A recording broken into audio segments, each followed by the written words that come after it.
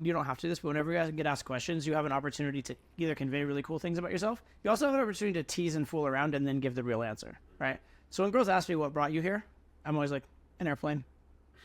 Yeah. Like, I like that. What brought you out tonight? Taxi. Yeah. Right? Yeah. And then, but why Albuquerque? Like, well, so I got on the plane, and then we took off, and then we landed, and we were at this airport, and they said we had to get off. So, I mean, yeah, I probably would have gotten arrested if I stayed on the plane. So what the fuck you want me to do? Yeah. Right. But then she's like, no, but seriously, I have some friends here and whatever. So you can get if you have a boring answer, you can have some teasing and joking around the boring answer to keep it more fun. You need to get way more comfortable with pauses, especially in this case. She's on the bench. She's not going to go anywhere, right? And if you don't have pauses, there's not going to be tension. And without tension, it's harder to escalate. It's harder to build man to woman, that kind of stuff. So pauses, like really long, awkward pauses at bad times are bad. But a lot of pauses are your friends.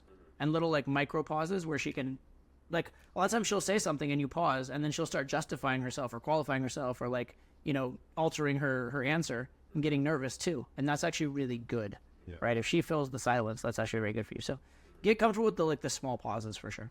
This whole conversation, it would be nice if it were a little slower. And if you slow down, she'll probably slow down a little. And then everybody gets more relaxed, everybody gets more friendly, etc. Take a breath, relax, slow down. Right? Here, ask me a personal biographical question. I'll answer 2 times. Once well, once badly. Same content though. Or I am a consultant. I travel around and I work with people. I did teach them things. I'm a consultant. I travel around. I teach people things. Which one sounds cooler? Which one sounds like more relaxed and right? Just take a breath, pause, talk at a normal speed. You sound so much more relaxed. And ironically, I think a lot of guys talk fast to keep the girl there because they're worried she'll leave. Slowing down and being more charismatic is what will actually keep her there. For any close, you probably want to have at least evaluated the girl in some way, and you want to have conveyed at least one thing about you that's not completely normal and boring. If you qualify her on, are you athletic, are you educated, that tells her you're probably athletic and educated.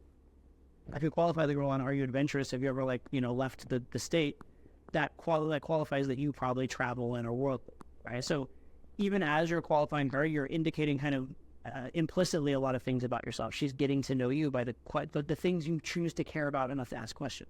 Oftentimes, if you ask something, she'll ask the same thing back, and then she does find out those things, right? Which is another reason to lead to topics where you are good, right? Sure. Like if, for example, you say you traveled to 150 countries or something like that. Say, have you ever traveled? They'll be like, yo, yeah, I travel way too much, actually. It's like, it's amazing, but it's also like fucking too much. Yeah. Right? It's like, what do you mean? The way you asked for the thing was very like, let's go on a date.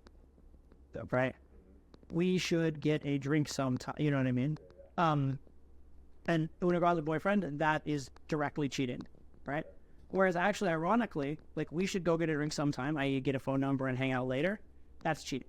Whereas if I was standing here like, you know what, I am like, it's hot and I need a coffee, come walk and talk with me, I'm going to Starbucks. She can do that and not be cheating. And now you're actually on a date with her. It's instant date, but you're on a date with her and she's not cheating on her boyfriend because the way it's phrased is casual and it just happened. And that's how you want the whole process of game to be. We used to call it like the slippery slope, or actually it was called the greased slide.